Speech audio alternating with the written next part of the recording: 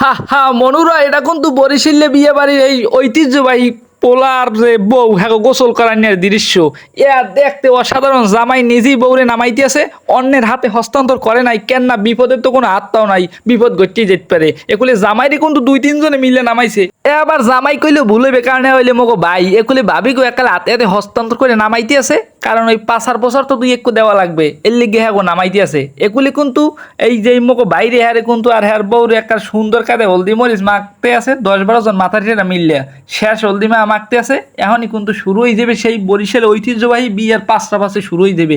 Already শুরু হয়ে গেছে, একসের দশা দিকলে পাঁচটা আছে, মাথা দিয়ে বেড়া নাই, একসের হালাইছে পারিলেস বানাইলাইছে, পাঁচটার চামড়া চামড়া কিন্তু শুরু গেলাইছে, মনে করেন এমন পাঁচটাইছে।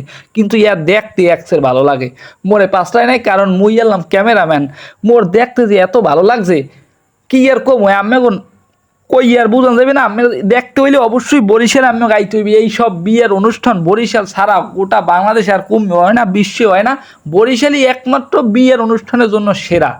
এই যে আনন্দময় মুহূর্ত বরিশাল ছাড়া আর কোন আনে পাইবেন না ভাই। বরিশাল মোনা কিন্তু সেরা এই বিয়ের অনুষ্ঠানের লজ্ঞা। পাঁচটা যে রাইত হয়ে গেছে, আজগো মতো আর শেষ।